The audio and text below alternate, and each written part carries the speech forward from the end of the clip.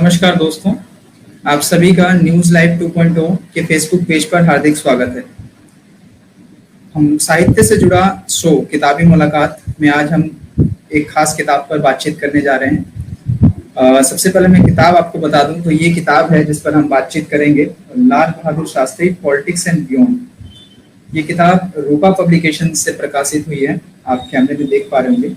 और इस किताब को लिखने वाले जो दिग्गज हैं श्री डॉक्टर संदीप शास्त्री जी, वो हमारे बीच इस फेसबुक लाइव के माध्यम से जुड़ चुके हैं। संदीप शास्त्री जी का मैं परिचय करा देता हूँ। संदीप शास्त्री जी वर्तमान में कुलपति हैं जागरण लेक यूनिवर्सिटी के, और इससे पूर्व मैं बात करूँ तो प्रोफेसर भी रह चुके हैं और डॉक्टरेट की डिग्री है उनके पास। साथ ही सर लेखक भी हैं, क्योंकि उनकी ये जहाँ तक बात है इस किताब को लिखा है उन्होंने, तो एक टाइटल उनके डेजिग्नेशन में और जुड़ गया कि वो एक ऑथर भी हैं।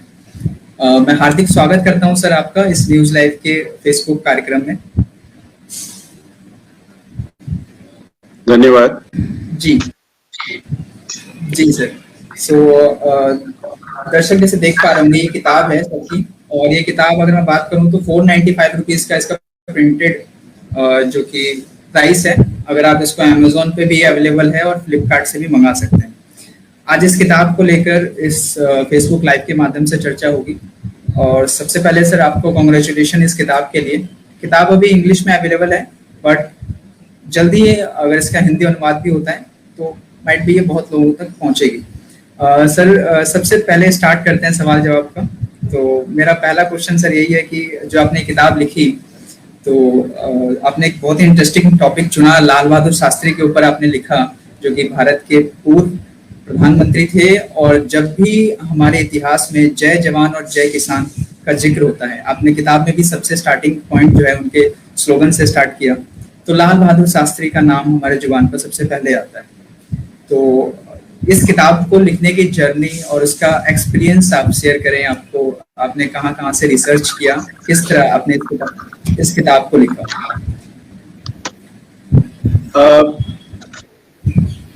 आपके सब दर्शकों को नमस्कार। इस किताब को लिखने में काफी फैक्टर्स यहाँ इम्पोर्टेंट हो जाते हैं। एक राजकीय के बारे में संशोधन करने वाले होने के नाते लीडरशिप विषय पे मैंने काफी काम करने का एक प्रयत्न किया है जी। और इस लीडरशिप के बारे में रिसर्च करते करते मुझे काफी इंटरेस्ट लाल बहादुर शास्त्री जी का 19 महीने के जो समय वो देश के प्रधानमंत्री थे उस समय पर काफी मैंने फोकस किया है।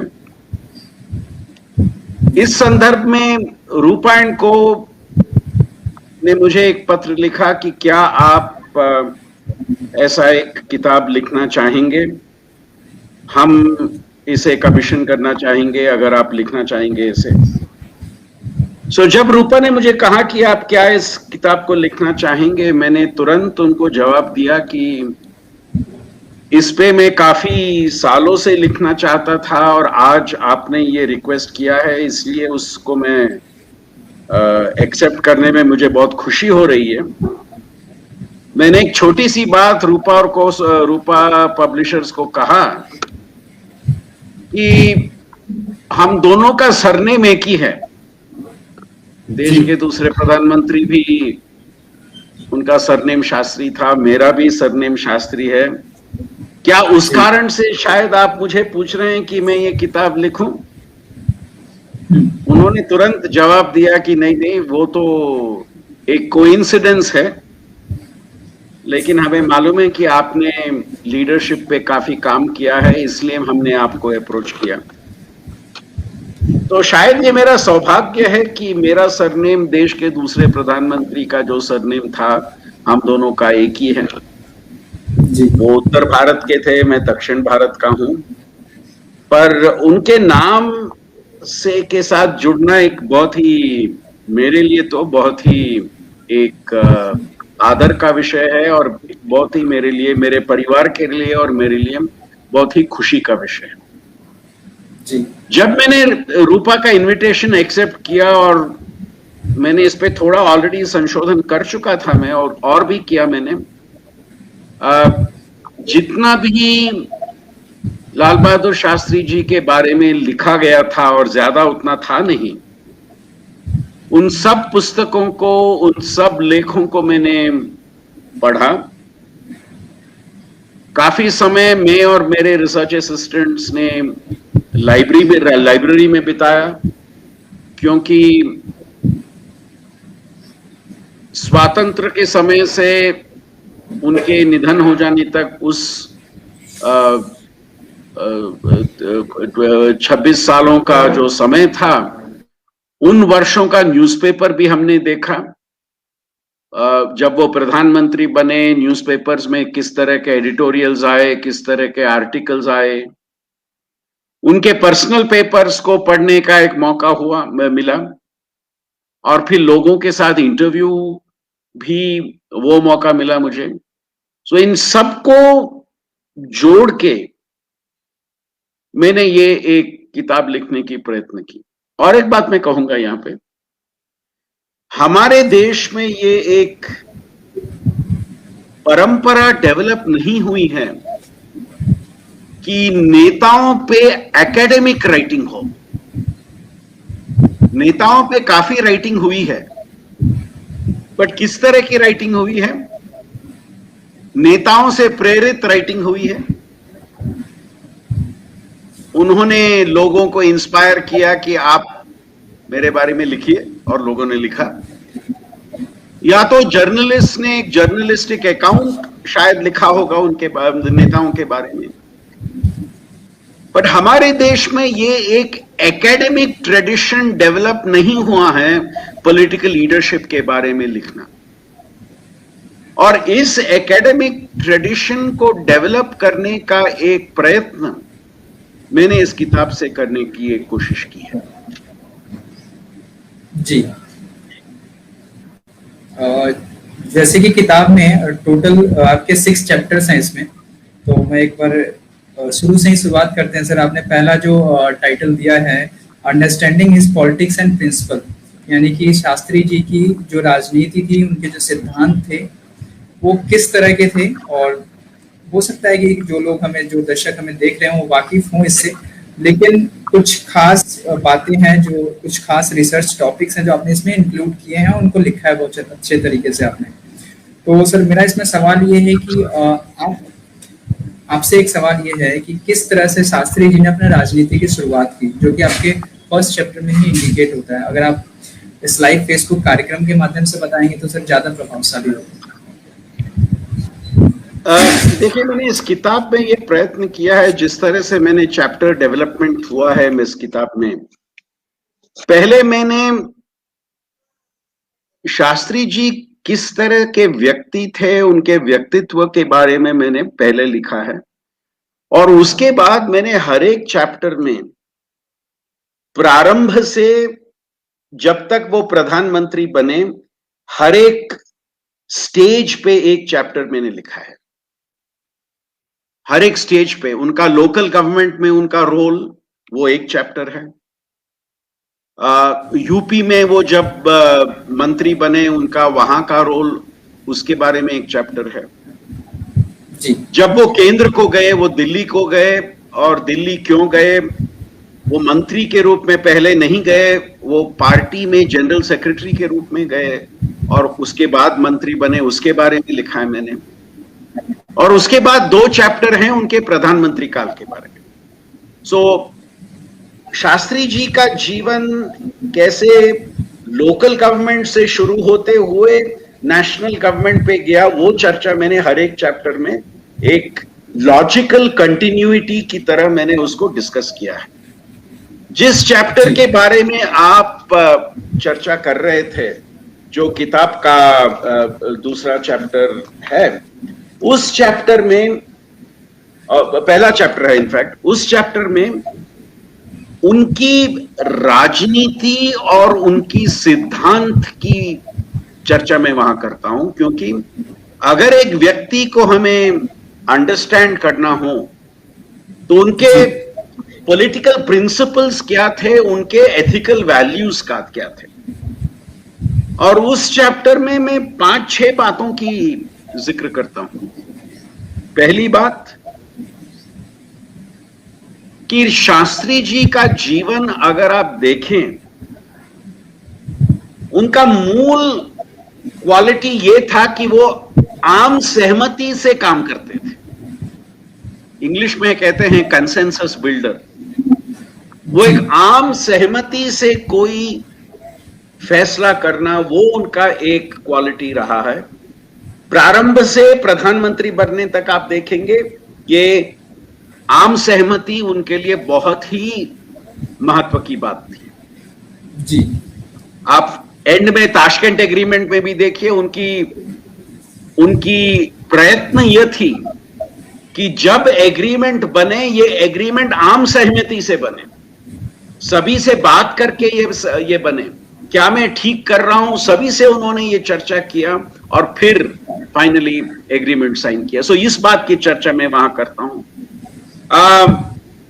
उनकी विनम्रता, जी, हम हिंदी में कहते हैं नम्रता अपनी जगह, विनम्रता अपनी जगह। जी, सो मैं यहां नम्रता के बारे में नहीं कर रहा हूं, विनम्रता के बारे में कह रहा हूं। अगर इंग्लिश में इसे कहना है तो ह्यूमिलिटी बट नॉट मीकनेस।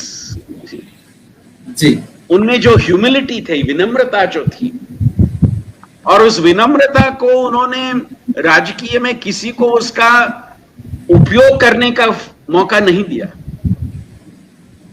उनका ह्यूमिलिटी जो थी, जब भी किसी ने उसको एडवांटेज लेने की कोशिश की, उन्होंने उसको छोड़ा नहीं।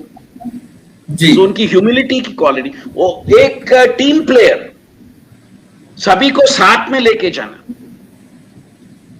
अगर आप उनके कैबिनेट मीटिंग्स के बारे में डिस्कस करें, जब वो प्रधानमंत्री बने, वो ऐसे कैबिनेट मीटिंग थे जहां सब लोग बात करते थे, सभी को बात करने का मौका मिलता था।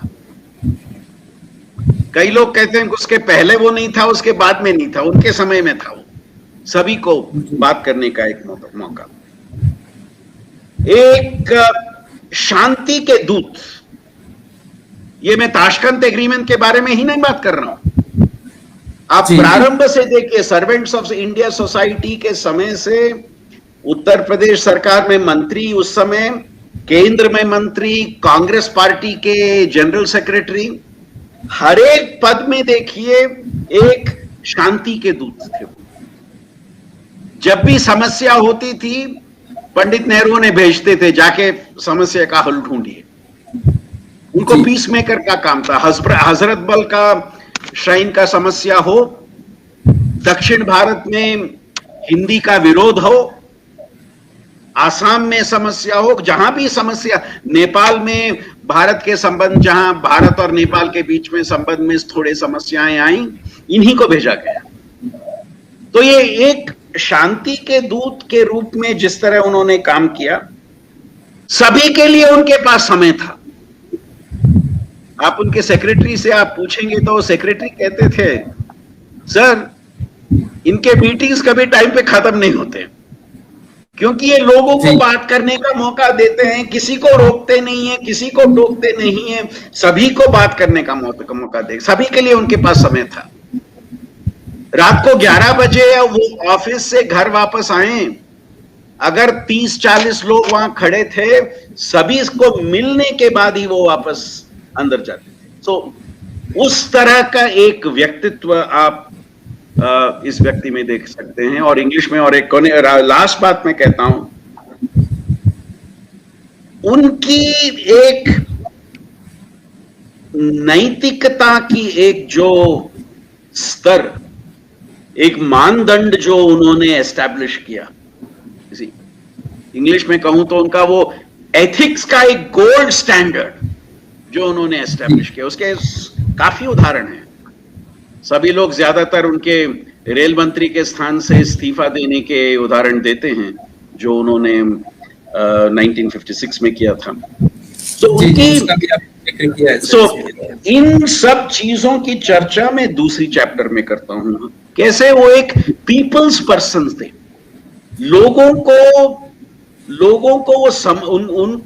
उनमें वो लोगों को समझने की एक क्षमता उसमें उनमें थी। तो इन सब बातों की चर्चा मैंने ये पहले चैप्टर में उनकी व्यक्तित्व, उनकी फिलॉसफी, उनकी एक कार्यशैली के बारे में बात करते करते मैंने ये दूसरे चैप्टर में चर्चा किया। जी। और सर जैसे मैं देख रहा हूँ कि इसमें आपने ग्राउंडेड रियलिटी को लेकर लिखा है शास्त्री जी के बारे में, जिसमें आपने बताया है कि शास्त्री जी दिखने में जिस तरह से वो, अगर उनकी वेशभूषा देखें, दिखने में जितने सरल थे, वो वाकई सामान्य स्तर पर भी, अगर आप ग्राउंडेड रियलिटी में भी देखें तो उतने सरल थे। तो इस चीज को लेकर भी आपने सेकंड चैप्टर में लिखा है, इस बारे में कुछ आप बताएं दर्शकों को कि उनकी जो इसके बारे में मैं 3 उदाहरण देता हूं। जी जी। एक, जब वो यूपी में पुलिस, उस समय होम मिनिस्टर ने, गृह मंत्री नहीं कहते थे, पुलिस मंत्री कहते थे, जब वो पुलिस मंत्री बने, जिस दिन उन्होंने प्रमाण वचन स्वीकार किया और शाम को घर आए, शाम को घर आते ही उन्होंने देखा कि हर एक कमरे में एयर कंडीशन लगा दिया गया था। बच्चे तो बहुत खुश थे कि घर में एयर कंडीशनर आ गया। उसी शाम को शास्त्री जी ने सभी एयर कंडीशनर को निकाला। उन्होंने कहा ये नहीं चाहिए मुझे, पूरा निकाल दीजिए जी।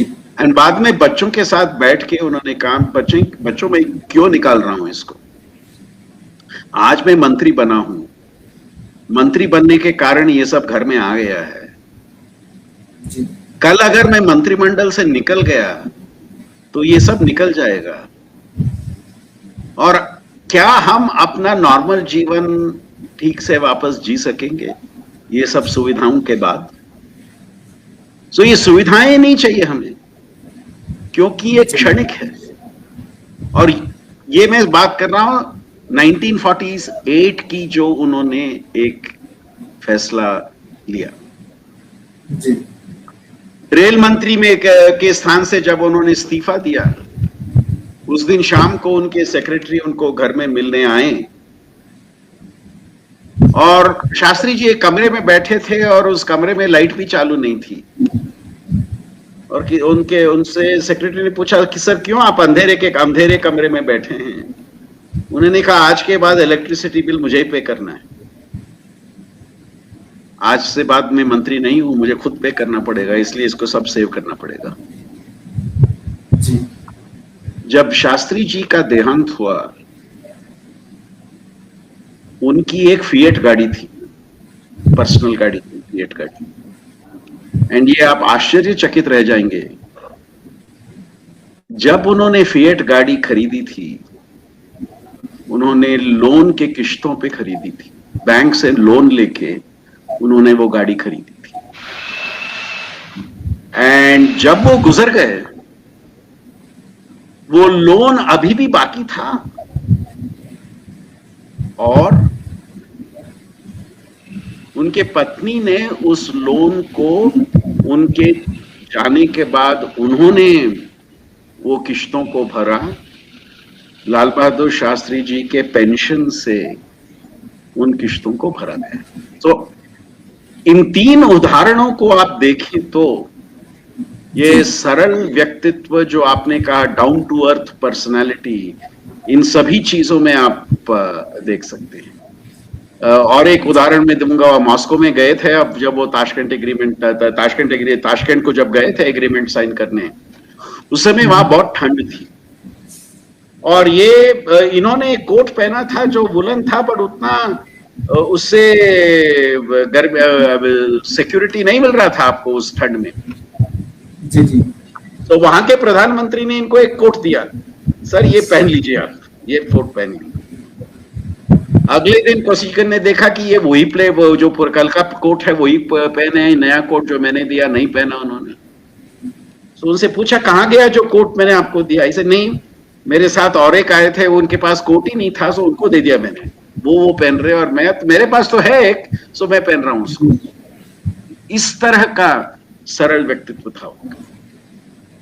जी। आपकी किताब में सर एक चैप्टर है लीडिंग अ नेशन। अगर मैं बात करूं तो 1964 में भारत भारत के जो पूर्व प्रधानमंत्री थे नेहरू जी, उनकी मृत्यु हो जाती है। उसके बाद शास्त्री जी प्रधानमंत्री बनते हैं और जैसे आपने जिक्र किया कि 19 महीनों के लिए वो देश के प्रधानमंत्री रहते हैं। इस 19 महीने में एक जो साल आता है, अगर मैं बात करूं 12 महीने, जो कि 1965 का साल था, पाकिस्तान जैसी चुनौती, जो भारत पाकिस्तान का वो युद्ध हुआ, उसको लेकर भी आपने इसमें लिखा है। अभी तक का सबसे वो खतरनाक युद्ध था और उसका जिक्र, अगर भारत की स्वतंत्रता का जिक्र होता है तो उसका जिक्र भी सर जरूर होगा इतिहास में कभी ना कभी।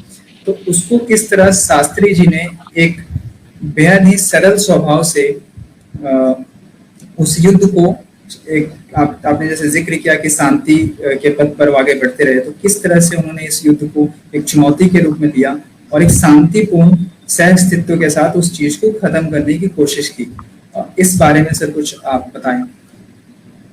देखिए, जब वो जून महीने में 1964 के जून महीने में प्रधानमंत्री बने जी। और 19 महीने काल वो प्रधानमंत्री रहे, आप 19 महीने देखेंगे तो एक महीने से अगले महीने, हर एक महीने में, हर एक संदर्भ में उन्हें एक के बाद एक समस्याओं को हल करना पड़ा। वो फूड क्राइसिस हो, लैंग्वेज क्राइसिस हो, कांग्रेस पार्टी के आंतरिक समस्याएं हो। और देखिए, 17 साल नेहरू जी प्रधानमंत्री बनने के बाद ये प्रधानमंत्री बने। नेहरू जी का पर्सनालिटी अलग था, शास्त्री जी का पर्सनालिटी अलग था, और ये अपना ही आइडेंटिटी डेवलप करना चाहते थे। वो लोगों से ये कहते थे, don't compare me with Nehru, compare me with my self. And इस संदर्भ में ये पाकिस्तान के साथ समस्या प्रारंभ। मैंने किताब में लिखा है कि पाकिस्तान के नेताओं ने सोचा कि नेहरू के बाद शास्त्री के जैसे प्रधानमंत्री देश को संभालना उनके लिए मुश्किल होगा। यही हमारे लिए सही मौका है कि कश्मीर में हम कुछ करें। जी। और उस बात को ध्यान में रखते हुए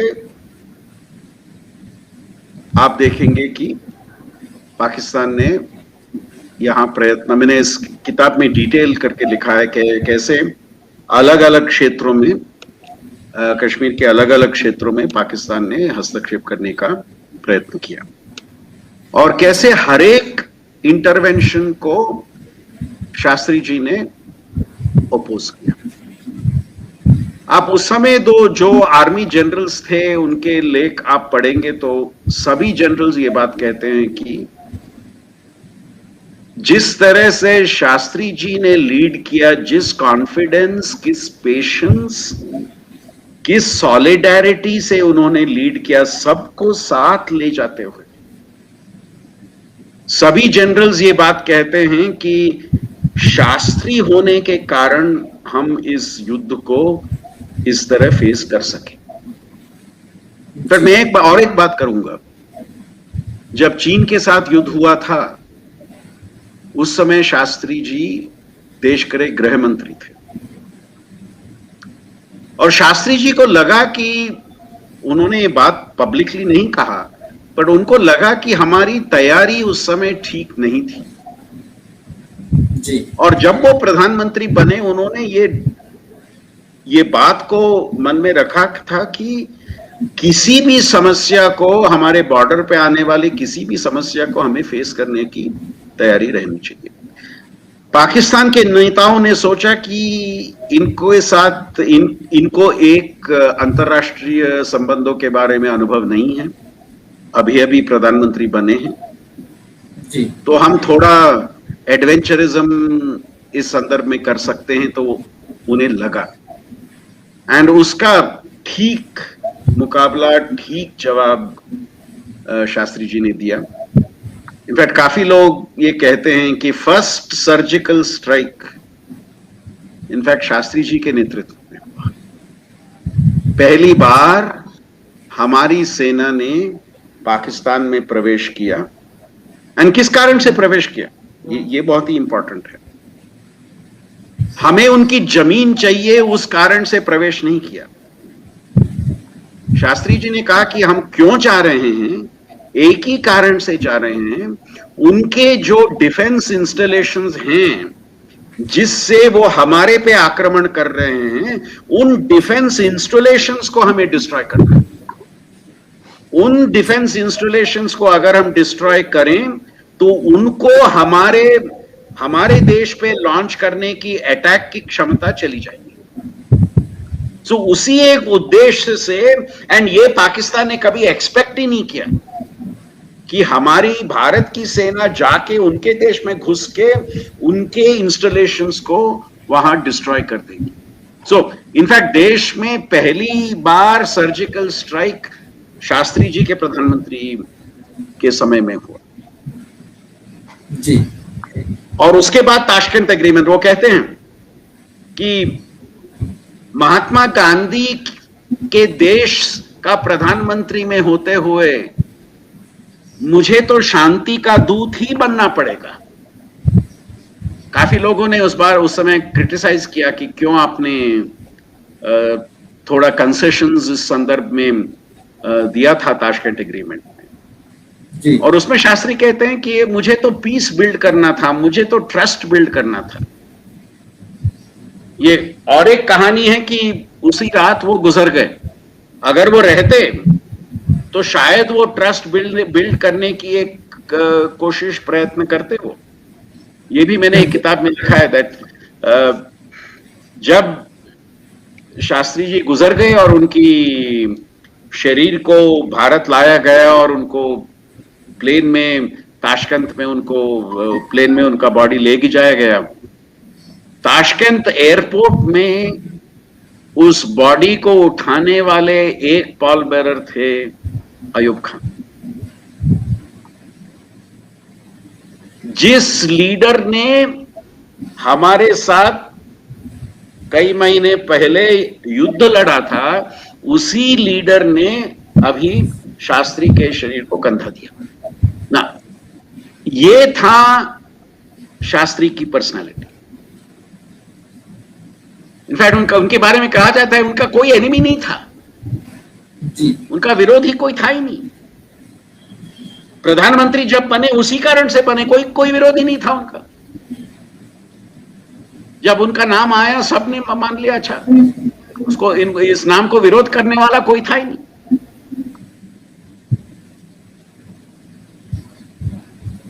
जी। बहुत ही अच्छे तरीके से सर बताया आपने, बहुत ही एक डीप रिसर्च कह सकते हैं कि आपने शास्त्री जी के ऊपर की है और इस किताब में उन सारी चीज़ों को आपने लिखा है। और किताब का जो लास्ट चैप्टर है असेसिंग हिज लेगेसी, यानी कि शास्त्री जी को उनके इन कामों के लिए हमेशा याद रखा जाएगा।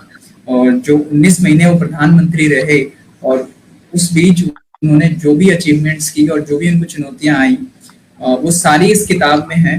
जो भी दर्शक हमें ज्वाइन कर पा रहे हैं, जो भी देख पा रहे हैं, वो इस किताब को ऑनलाइन परचेज कर सकते हैं। शास्त्री जी के ऊपर अगर हम देखें तो पूरे रिसर्च के साथ इस किताब को लिखा गया है। और सबसे अच्छी बात जैसे आपने बताई सर कि जब शास्त्री जी की डेथ हुई और उसके बाद जब उनको कंधा देने के लिए अयूब खान जो कि पाकिस्तान आर्मी के जनरल थे वो वहां पहुंचे, और उससे पहले भारत और पाकिस्तान का युद्ध हो चुका था। तो अगर आपको इंटीग्रिटी देखनी है, अगर जो भी दर्शक हमें देख पा रहे हैं, तो अब शास्त्री जी से इंटीग्रिटी का मतलब कहते हैं एकता और शांति का जो चैप्टर है वो शास्त्री से अच्छा इस देश में किसी भी राजनीतिज्ञ हम कहें या किसी भी पॉलिटिशियन ने नहीं पढ़ा। और ये कह सकते हैं कि शास्त्री जी ना सिर्फ एक पॉलिटिशियन थे बल्कि वो एक शांति दूत भी थे, जैसे जिक्र किया आपने सर। तो सर आप इस कार्यक्रम में आए हमारे बीच और आपने इस कठिन वक्त में, जैसे कि हम सभी अवेयर हैं कि कोविड से पूरा देश सभी संक्रमित है और धीरे धीरे केसेस कम हो रहे हैं, इस बीच आपने हमें इतनी दूर से ज्वाइन किया इस फेसबुक लाइव के माध्यम से। इसके लिए सर मैं आपका बहुत बहुत शुक्रिया करता हूं सर। मैं बहुत आभार व्यक्त करता हूं मैं अपनी न्यूज़ टीम की तरफ से। जैसे आपने कहा, ये कठिन क्षणों में हम सब जिस तरह से हम जिस कठिन क्षणों से गुजर रहे हैं, जिस तरह से शास्त्री जी ने कठिन समय में देश का नेतृत्व किया था, हम सब देश के नागरिक उससे काफी सीख सकते हैं। शास्त्री जी का एक फेमस स्टेटमेंट था, किसी से भी बात किया उन्होंने तो एक बात कहते थे, किसी ने उनको कुछ कहा तो कहते थे ये बात भी ठीक है। किसी को उन्होंने नहीं कहा कि जो आप कह रहे हैं गलत है, ये बात भी ठीक है। उनका वेरी फेमस फ्रेज था, ये बात भी ठीक है। और वो बात बोलने के बाद अपनी बात बोल देते थे। तो आज के कठिन घड़ी में ये कंसेंसस बिल्डिंग जो हम समाज में जो हम सब कर रहे हैं और भी करना चाहिए, ये मुझे लगता है शास्त्री जी का एक बहुत ही बड़ा एग्जाम्पल है जो हम सब फॉलो कर सकते हैं और इस कठिन घड़ी में समस्या का हल ढूंढ सकते हैं। जी, बहुत सही बात कही आपने। और सर मैं इस न्यूज़ लाइव की टीम की तरफ से आपका बहुत बहुत आभार व्यक्त करता हूं कि आप हमारे बीच इस फेसबुक लाइव के माध्यम से जुड़े। बहुत बहुत शुक्रिया सर।